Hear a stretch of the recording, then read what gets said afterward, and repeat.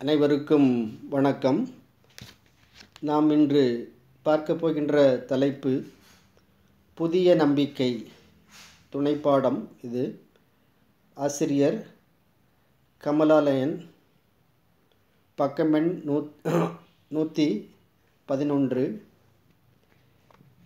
இந்த துணைப்பாடத்தின் மூலமாக நாம் தெரிந்து கொள்ள வேண்டிய கருத்து அதெனில், கல்வி என்பது அனைவருக்கும் பொதுவானது. ஆனால் கிராமப்புறங்களில், மலைவாழ் இடங்களில் வாழ்கின்ற மக்களுக்கு கல்வியானது ஒரு தடைக்கற்களாகவே இருந்துள்ளது. அங்கே வாழ்கின்ற ஒரு குழந்தை எவ்வாறு கல்வியில் முன்னேறி வாழ்க்கையில் அனைத்து மக்களுக்கும் கல்வி தர வேண்டுமென்ற எண்ணம் ஏற்பட்டதோ, அதைப்போல அனைவருக்கும் கல்வி வேண்டும் என்பதுதான் இந்த துணைப்பாடத்தினுடைய கருத்தாக இருக்கின்றது. அந்த பெண்மணி யார் என்பதை தான் இதில் பார்க்க போகின்றோம். அந்த வகையில் சிறந்த பெண்மணியாக திகழ்ந்த மேரி மெக்லியோட் பெத்யூன் என்ற அந்த பெண்ணை பற்றி தான் துணைப்பாடத்தில் பார்க்க போகின்றோம். நுழையும் முன், வரலாற்றில் மனிதர்கள் வருகிறார்கள், சிலர் வரலாறாகவே இருக்கிறார்கள். இவர்கள் பாதையே இல்லாத இடத்தில் தங்கள் காலடிகளால் ஒற்றையடி பாதையிட்டு அதையே பெருஞ்சாலையாக ஆக்குகிறார்கள். பலரின் பயணங்களுக்கு வழிவகுக்கிறார்கள். கல்வி அறிவற்ற இருட்சமூகத்தில் ஒற்றை சுடராக வந்து 1000 சுடர்களை ஏற்றுகிறார்கள். இவர்கள் வாழ்க்கையை அறிவது கல்வி வரலாற்றை அறிவதாகும்.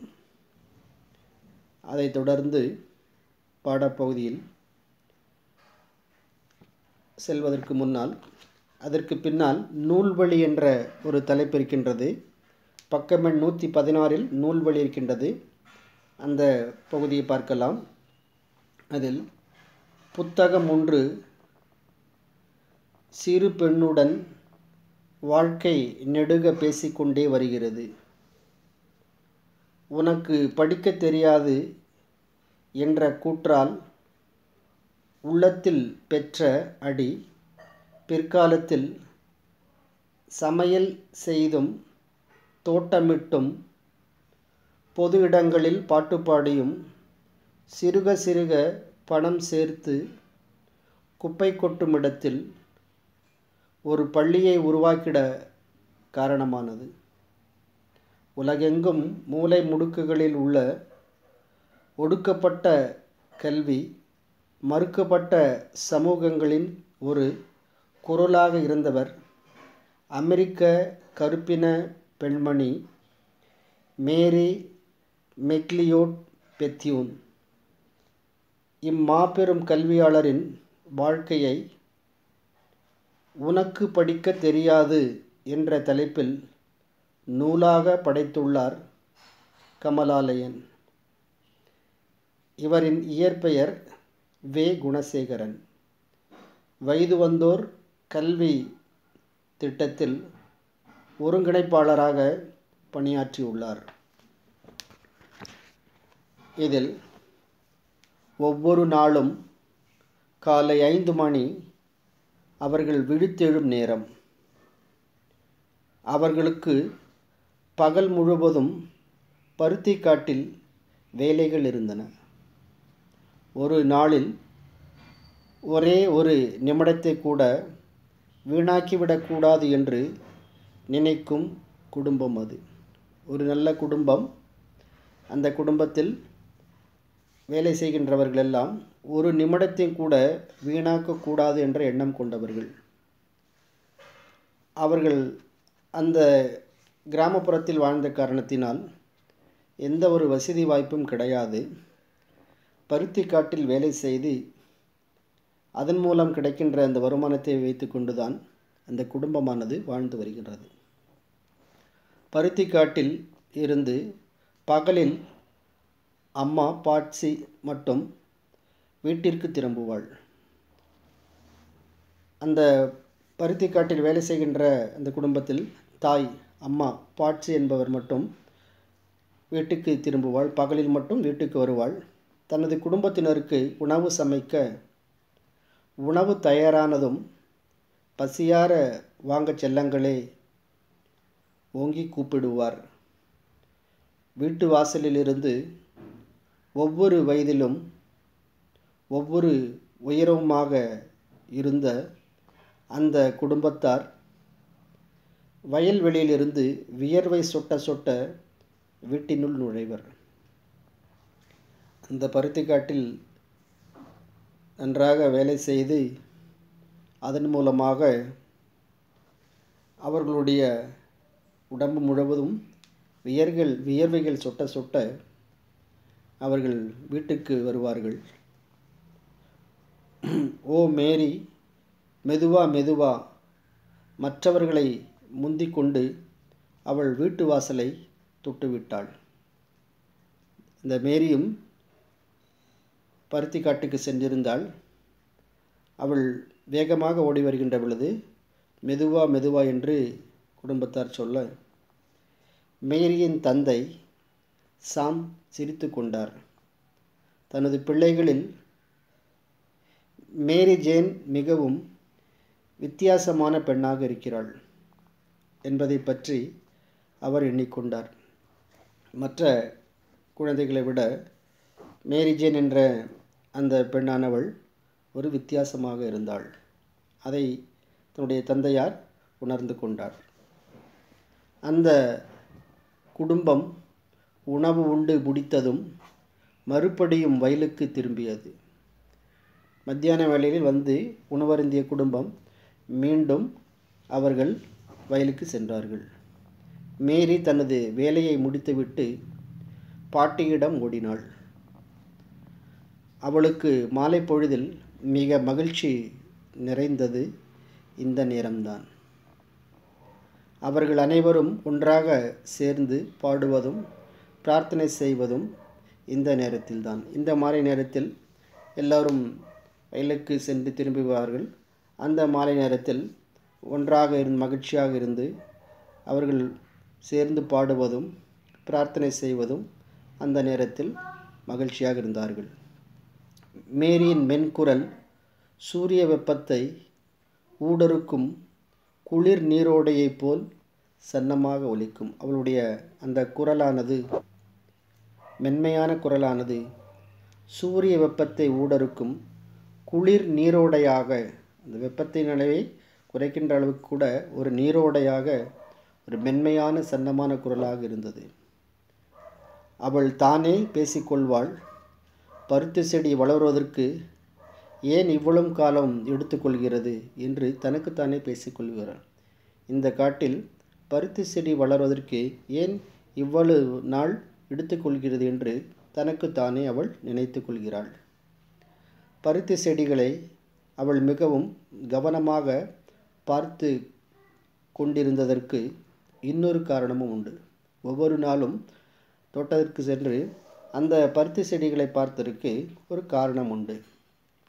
பருத்தி செடியில் அரும்புகின்ற முதல் பூ மொட்டை பார்க்கிற முதல் ஆளாக தானே இருக்க வேண்டுமென்ற விருப்பம் அது. அந்த பருத்தி காட்டில் அந்த பருத்தியானது வளர்கின்ற பொழுது அதில் அந்த முதல் பூ, அந்த மொட்டை பார்க்கிற எண்ணம் இவளுக்கு நன்றாகவே இருந்தது. அதை முதலாக நான் தான் பார்க்க வேண்டும் என்ற எண்ணமும் அவளுடைய விருப்பமும் அதுதான். முதல் பூவை மேரி பார்த்து விட்டாள். ஒவ்வொரு நாளும் தோட்டத்திற்கு சென்று அதை பார்த்து பார்த்து வேலை செய்து அந்த பூ பூக்கின்ற பொழுது முதல் நாள் அதை பார்க்கின்றாள். ஒரு கணம் திகைத்தாள். அதை பார்த்து ஹேய் என்று சொல்லி அதில் ஏய் முதல் பூ இங்கே இங்கே எங்கே எங்கே நான் தான் முதலில் பார்த்தேன். அதை பார்த்த உடனே அவளுக்கு ஒரு ஆர்வம். இந்த பூவை நான் பார்த்து விட்டேன் என்று அவள் பூரிப்படைந்தாள். நான் தான் என்று கத்தினாள். எல்லோரும் அந்த முதல் பூவை பார்க்க, அவர்கள் அனைவரும் அந்த முதல் பூவை பார்க்க ஓடி வந்தார்கள். அவர்களுக்கு தெரியும், இனி 3 வாரங்களில் பருத்தி பூக்களின் செந்நிறத்தினால் வயல்கள் பூராவும் சிவப்பாகிவிடும். அந்த பூக்கள் பூத்தால் அந்த செந்நிற பூக்கள் அங்கே பூக்கும். ஆனால் இப்பொழுது வயல்கள் பூராவும் சிவப்பாக மாறிவிடும் என்று எல்லாரும் சொன்னார்கள். அடுத்த 6 வாரங்களில் புது பருத்தி நிறைந்துவிடும். மேரி இந்த கோடைக்கால இரவுகளை மிகவும் விரும்பினாள். தெளிந்த நிர்மலான வானம், பருத்தி பூக்களை பார்த்து கண் சிமிட்டும் நட்சத்திரங்கள், இவற்றை பார்த்தவாறே சும்மா இலக்கற்று சிந்தித்தபடி இருப்பது அவளுக்கு பிடித்தமானதாக இருந்தது. அந்த கோடைக்கால அந்த இரவுகளெல்லாம் அவளுக்கு பிடித்ததாக இருந்தது. அப்பொழுது அந்த பருத்தி பூக்கள் பார்க்கின்ற பொழுது அதை பார்த்து கண் சிமிட்டும் நட்சத்திரங்களை பார்க்கின்றாள். இதை பார்த்தவாது சும்மா அவளால் இருக்க முடியவில்லை. அது சிந்தித்து சிந்தித்து தனக்குள்ளே அவள் பூரிப்படைந்து கொண்டிருந்தாள். அடுத்த நாள் காலை உணவு முடிந்தது. மேரியின் அம்மா பாட்சி துவைத்து தேய்த்த துணிகள் நிரம்பிய கனத்த கூடையை தலையில் தூக்கி கொண்டார். அவளுடைய தாய் பாட்சி அதில் துவைத்து தேய்த்த துணிகள் நிரம்பிய ஒரு கனத்த கூடையை அவள் தலையில் தூக்கி கொண்டார். மேரியும் அம்மாவுடன் ஒட்டி கொண்டாள். புழுதி படைந்த சாலையில் வெள்ளை முதலாளிகளின் வீடுகளை நோக்கி இருவரும் நடந்தனர். அங்கே அமெரிக்கா பகுதியில் வெள்ளை மாளிகை, அந்த வெள்ளை முதலாளிகள் இருக்கின்றார்கள். அவர்களுடைய வீட்டிற்கு தாயானவள் சென்று கொண்டிருந்தாள். அதை பார்த்து அம்மாவுடன் மேரியும் சென்றாள். இருவரும் நடந்து சென்றனர். அந்த பெரிய மாளிகை வீடு பெண் வில்சன் உடையது. அதில் அந்த பெரிய பெண் வில்சன் உடையது. பாட்சியும் மேரியும் பின் கதவும் பக்கமாக சென்றனர். கருப்பின மனிதர்களுக்கு முன்புற வாசலில் அனுமதி கிடையாது. இவர்கள் கருப்பின மக்கள் என்பதால் தாழ்த்தப்பட்டவர்கள் என்று கருதப்படுவதால் முன் வாசலில் வழியாக செல்வதற்கு அனுமதி இல்லை. கதவு திறக்கப்பட்டது. பாட்சி வீட்டினுள் சென்று விட்டாள். மேரி வெளியிலேயே இருந்தாள். தாய் உள்ளே சென்றாள். மேரியானவள் பெண் குழந்தை வெளியிலேயே நின்று கொண்டிருந்தாள். சற்று தூரத்தில் மற்றொரு சிறிய வீடு இருப்பதை மேரி கண்டாள். அது பக்கத்திலேயே ஒரு சிறிய வீடை அந்த மேரி பார்த்தாள். அது வெள்ளை குழந்தைகள் சும்மா ஓடி விளையாடுவதற்கென்றே கட்டப்பட்ட ஒன்று. அந்த வீட்டில் அந்த குழந்தைகளெல்லாம், வெள்ளை குழந்தைகளெல்லாம் விளையாடுவதற்காக கட்டப்பட்ட ஒரு வீடு. இவளும் குழந்தை தானே, ஒரு ஆசை. அதில் கட்டப்பட்ட ஒன்று. அதில் ஹலோ மேரி, உள்ளே வர விரும்புகிறாயா? ஒரு வெள்ளை சிறுமி கேட்டாள். இவளை பார்த்து உள்ளே இருக்கின்ற ஒரு வெள்ளை சிறுமி உள்ளே வருகிறாயா என்று மேரியை பார்த்து கேட்டாள். மேரி தயங்கினாள். தயக்கத்தை ஆவல் வென்றபோது அவள் மெதுவாக வீட்டினுள் நுழைந்திருந்தாள். அங்கிருந்த அழகுமிக்க விளையாட்டு பொருள்களையெல்லாம் ஆச்சரியத்துடன் பார்த்தாள். உள்ளே நுழைந்ததும் மேரி அந்த வீட்டில் வைக்கப்பட்டுள்ள அந்த அழகு பொம்மைகளெல்லாம் பார்க்கிறாள். அதை தொட்டு விளையாட வேண்டும் என்ற எண்ணம் ஏற்படுகின்றது. அதை ஆச்சரியத்துடன் பார்க்கின்றாள். இதுவரைக்கும் அவர் பார்த்தது கிடையாது. இவர்களுடைய வீடு ஏழை வீடு. எந்த விளையாட்டு பொருளும் கிடையாது. தாய் தந்தையருடன் வயக்காட்டிற்கு சென்று வருகின்றாள். ஆனால் இந்த மாதிரி மிகப்பெரிய வீட்டையும் இந்த பொம்மைகளையும் அவள் பார்த்தது கிடையாது. எங்களோடு சேர்ந்து விளையாட விரும்புகிறாயா?